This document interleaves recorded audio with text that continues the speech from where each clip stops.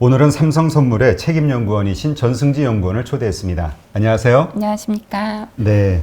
지금 이제 미국 대선 그 말 많던 그 미국 대선 이제 며칠 안 남았잖아요. 예.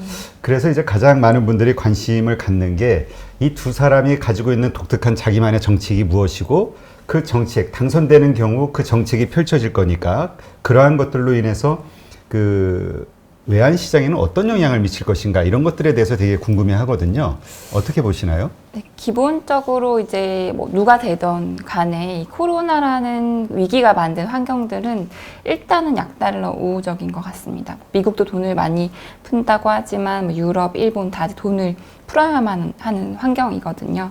거기다가 그 기축통화인 달러와의 실질금리가 이 마이너스 2인 환경, 이 환경이 어쨌든 위험 선호와 또 달러와의 유동성을 자극하면서 약달러 환경을 만들 것으로 보여지는데요.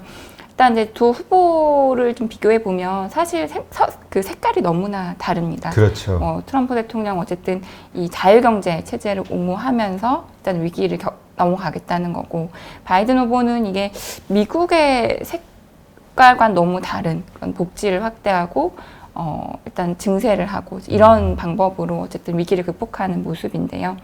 일단 그 재정 정책과 통화 정책, 대외 정책 이 세 가지 측면에서 다 우리가 생각을 해볼 수 있을 것 같은데, 첫 번째로 이 재정 정책은 여러 경로로 환율에 영향을 미칠 수가 있습니다. 첫 번째로는 위험 선호도의 측면, 그리고 두 번째는 이제 성장의 격차, 그러니까 뭐 누가 더 잘하느냐의 측면, 세 번째로는 요새 얘기가 많이 나온 돈을 많이 쓰니까 재정 건전성의 문제가 되지 않겠느냐, 이 세 가지 경로일 수 있는데요.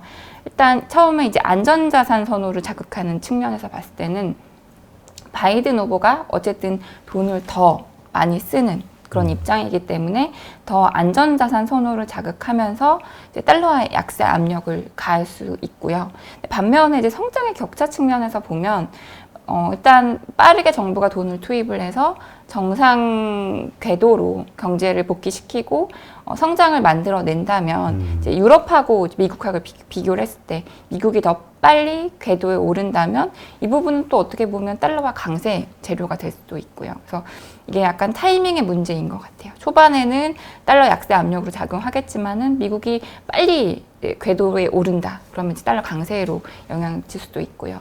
세 번째로 이제 건전성 측면에서 보면은 어쨌든 바이든 후보는 증세를 하고 이제 좀 건전성을 강화하면서 돈을 쓰겠다는 입장이고, 네. 트럼프 대통령은 재정을 부양하는데 감세를 한다는 입장이거든요. 그래서 결국 시간이 가면 갈수록 이제 트럼프 후보가 됐을 경우는 이제 건전성에 대한 의구심이 나올 수가 있거든요. 그래서 그런 측면에서는 더 약달러 우호적이라 할 수 있고요. 그래서 과거 사례를 보면 대부분 이제 민주당이 됐을 때 성장률이 많이 나왔던 그런 사례들이 많은데, 오히려 재정 수지는 오히려 더 건전해진 그런 이제 측면들을 보였거든요. 그래서 그런 뭐 민주당과 공화당의 특색을 보면 어쨌든 이제 건전성의 측면에서는 이제 트럼프 후보가 더 약달러 우호적이라고 이제 볼 수가 있을 것 같고요. 굉장히 복잡하죠.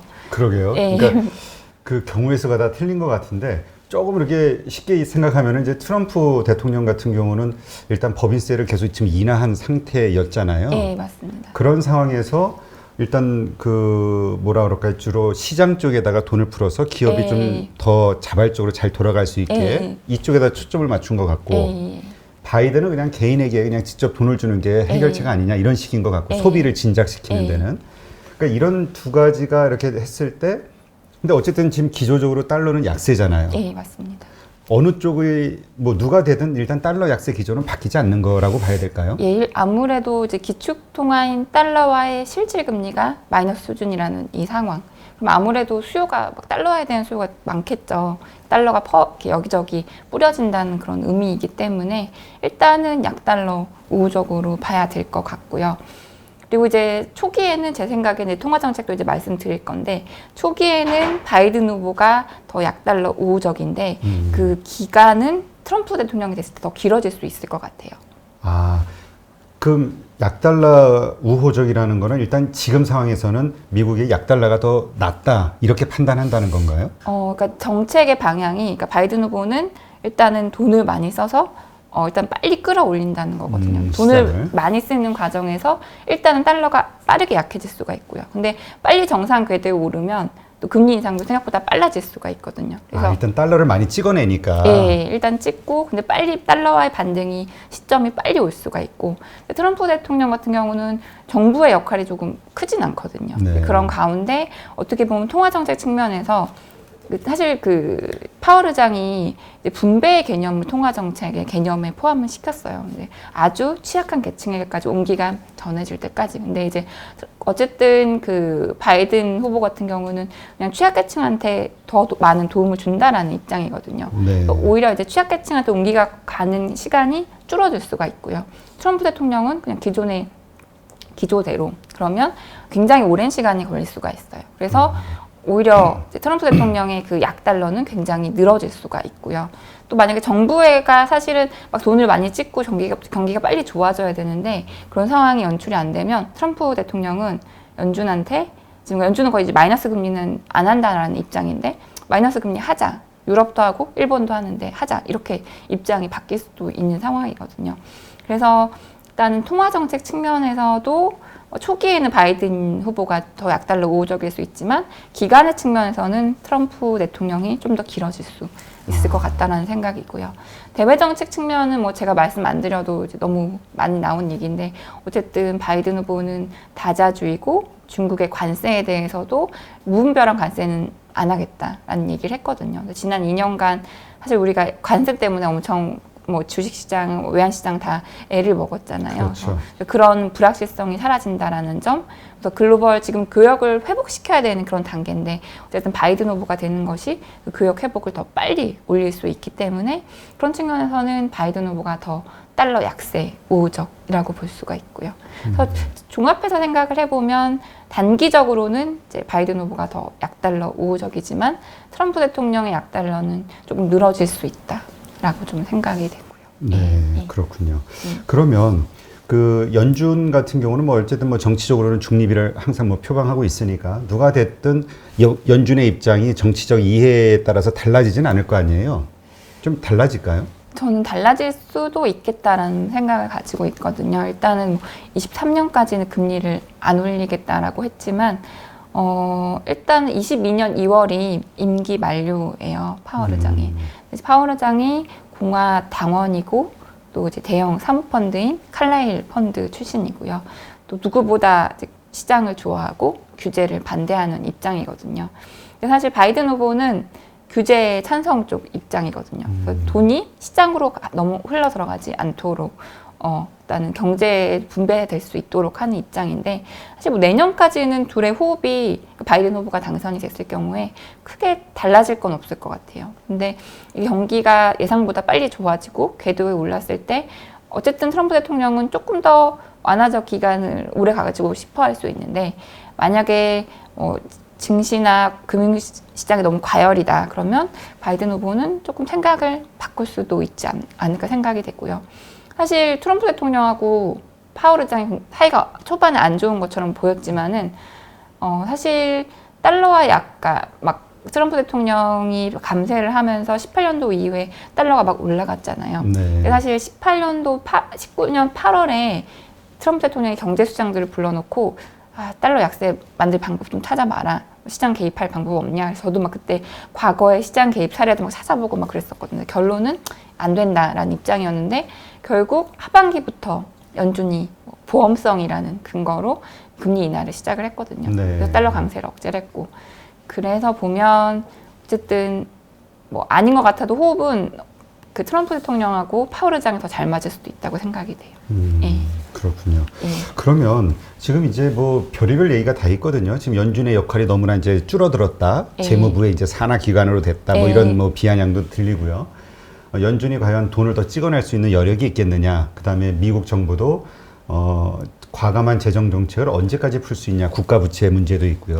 이런 상황들. 그러니까 달러가 언제까지 이렇게 위험할 때마다 이렇게 풀어내는 이런 일들이 반복이 될까. 여기에 대해서 이제 퀘션을 갖고 있는 분들이 많거든요.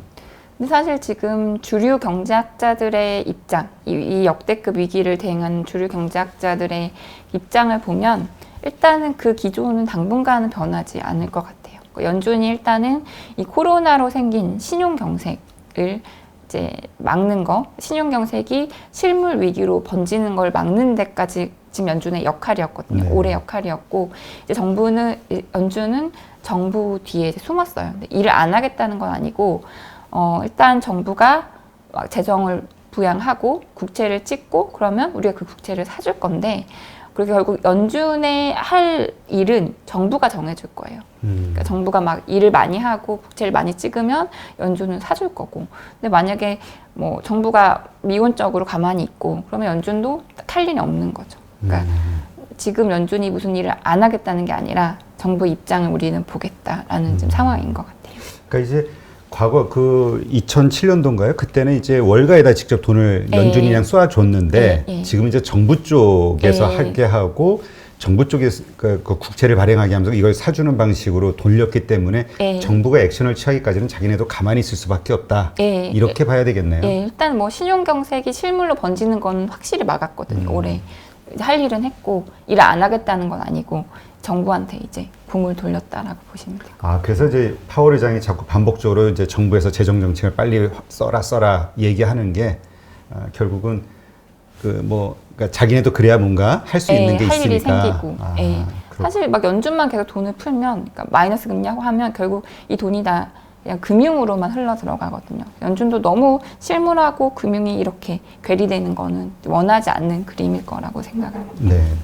아까 그 2023년도 말씀하셨는데 연준은 어차피 뭐 금리 인상은 그때까지는 뭐 하지 않을 것이다 뭐 이렇게 얘기는 했지만 또 일각에서는 그거 믿을 수 있냐, 약속은 아니다, 전제 조건이 있기 때문에 뭐 금리가 좀 더 빠르게 오르거나 그러면 언제든지 인상할 수 있다 이렇게 얘기하는 분들도 있더라고요. 저도 그러니까 실제로 올리진 않더라도 시장이 의심을 하는 시점들이 꼭 올 것 같아요. 왜냐하면 이 정부가 부양하는 그 경기, 그러니까 성장과 물가 상승 압력은 생각보다 클 수가 있거든요. 네. 돈이 원하는 곳에, 그러니까 사실 연준이 막 돈을 푸는데 그게 그냥 은행에 그냥 고여 있을 수도 있고, 또 사실 유동성을 더 이렇게 창출해내는 데는 한계가 있는데 정부가 원하는 곳에 돈을 이렇게 꽂아주는 거는 생각보다 성장이 빨리 나올 수가 있고 물가 상승 압력도 커질 수가 있거든요. 그리고 사실 지금 바이든 후보의 정책들을 보면 우리가 막 많이 기대를 하고 있잖아요. 바이든 후보가 되면 교역도 늘고 미국이 수입도 많이 해주고 막 그럴 것 같은데 어쨌든 다 바이 아메리카거든요. 내부에서 다 조달을 하겠다라는 입장인데 그럼 사실 진짜 그렇게 하면 미국의 물가가 생각보다 빨리 올라갈 수가 있어요. 사실 그동안 세계화하면서 물가가 낮아진 측면이 많이 있잖아요. 저렴한 고용, 그 다음에 저렴한 원자재를 사다가 이렇게 썼는데 미국 안에서 조달을 한다 그러면 물가가 생각보다 빨리 올라갈 수 있거든요. 그래서 실제로 올리진 않더라도 또 시장에서 테스트라는 시점이 분명히 올 것 같고 어떤 것을 통해서 우리가 볼 수 있냐면 어쨌든 금리인 것 같아요. 지금 미국 10년물 금리가 0.6에서 0.8 요 사이에서 왔다 갔다 하고 있는데 어쨌든 다시 1% 위로 갈 경우도 있고요. 또 시장에서 연준이 언제까지 용인하면서 국채를 사줄 건가? 뭐 1.5%도 괜찮아 그러면 우리 생각했던 것보다 완화적이지 않네? 이렇게 의심할 수도 있고요. 네. 계속 연준을 무작정 믿을 수는 없는 상황인 것 같아요. 네. 그러니까 지금 어쨌건 그 국채를 미국은 계속 발행을 하면서 재정적 그 정책을 쓸 돈을 만들어야 되는데 우리가 하나 그동안 그 일각에서 그 걱정하던 게 뭐냐면은 그 국채를 발행할 때 옛날만큼 인기가 없다.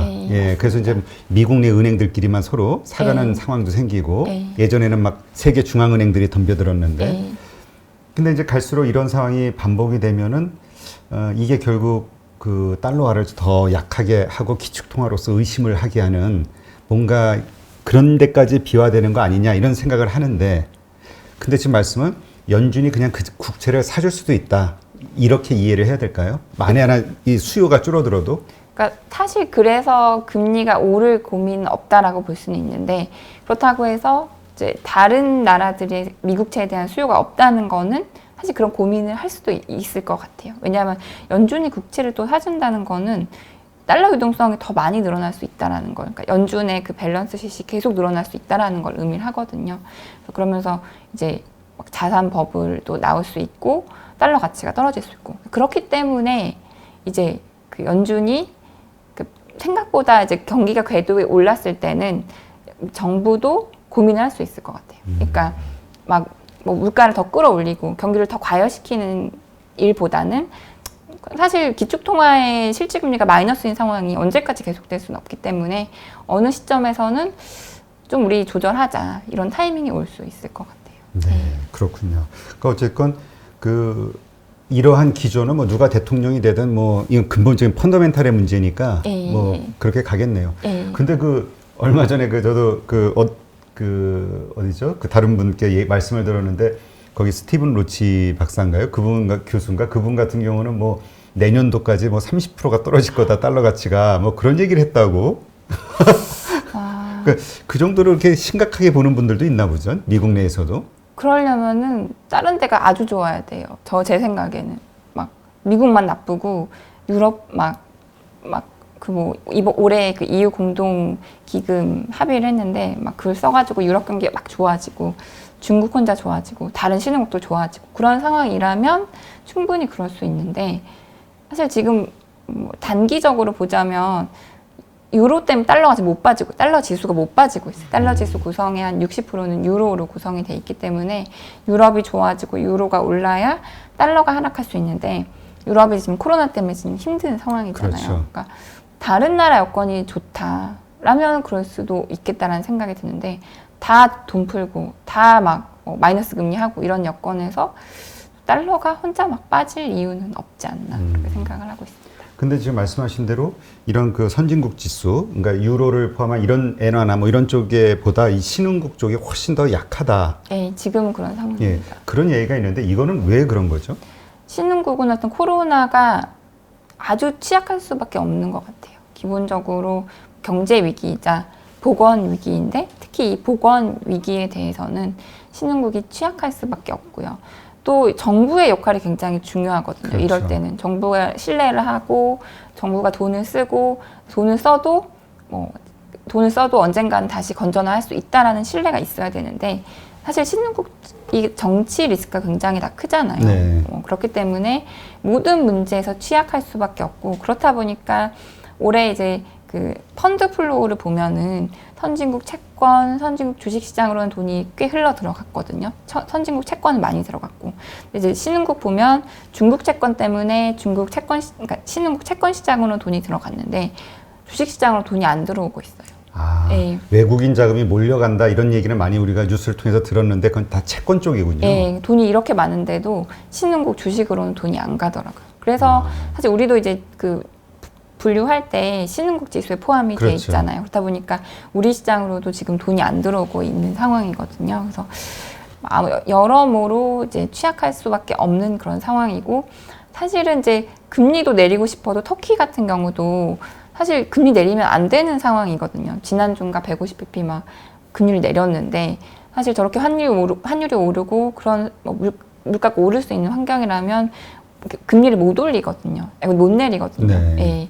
이제 여러모로 이렇게 마음대로 정책을 펴기도 굉장히 제약이 있는 상황. 그러니까 기본적으로는 이제 보건 위기라는 게 좀 부담이 될 수 있을 것 같아요.